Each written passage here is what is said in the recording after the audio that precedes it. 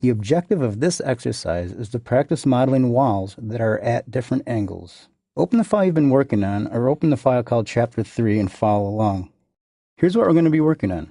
It's a corridor with a building appended to the end of it. Notice that there's a radial wall in the back and that we've got some funky angles over here. If I go to Level 1 floor plan, this is what it looks like in floor plan. Notice that we're following along with the reference planes and we're laying it out accurately. Let's zoom in on this reference plane here, and let's start to draw a wall. Select the wall that's sitting there, right-click, and create similar. Make sure the location line is set for finish face exterior.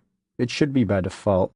And make sure basic wall exterior brick and CMU on metal stud is in your properties. Let's start by zooming in close to this wall, and we're going to pick this intersection. Don't pick this intersection, but pick that intersection. Once you see the intersection snap show up, go ahead and pick the wall. Already we're in trouble. The wall's going in the wrong direction. You can fix that by simply hitting your spacebar to flip it down.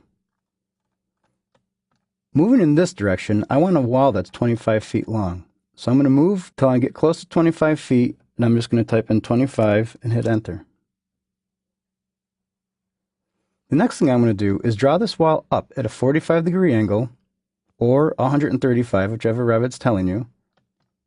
And I want to make it flush with the outside wall here. What you'll see are two extension lines that show up, one at the top of the wall and one going along the angle of the wall we're drawing. Once you see these two extension lines hit and it says 135 degrees, go ahead and pick that point. With the chain button still on, let's draw a line this way that's 25 feet. Notice if I zoom out, it will actually track itself back to the original wall. Revit understands symmetry, and that's going to help a lot. Type in 25 and hit enter. Now what I want to do is draw a wall up that's 25 feet. So let's go up. You can either eyeball it or you can type in 25, whatever you're most comfortable with. Let's move the wall in this direction. Let's come all the way down 80 feet. Let's go with the familiar dimension of 25. The next item is actually going to be an arced wall.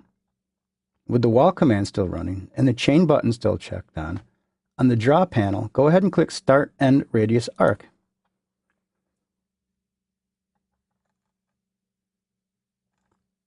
Notice that you're going to have to hit the space bar again and bring your wall down 25 feet and then hit enter.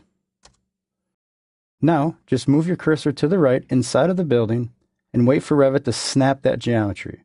Once it snaps your wall into place, go ahead and pick that spot.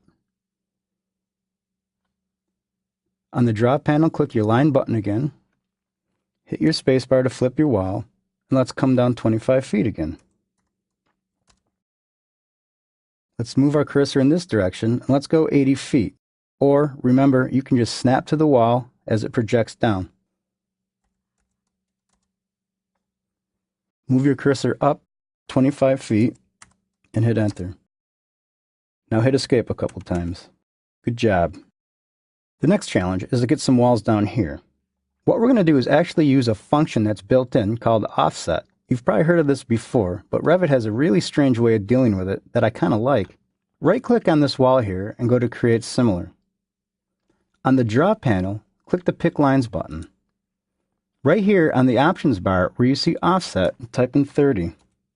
And what I want to do is move up to this wall a little closer. Hover your mouse over the outside face of it.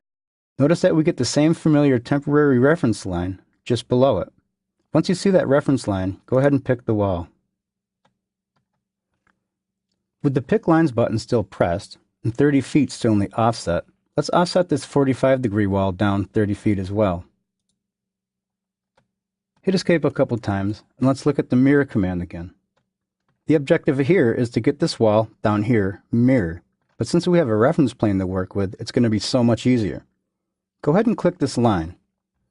On the Modify panel, on the Modify Walls tab, you'll see Mirror Pick Axis.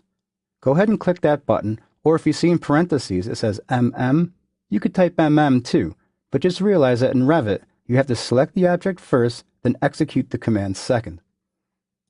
To mirror this wall, just go ahead and pick this line right here.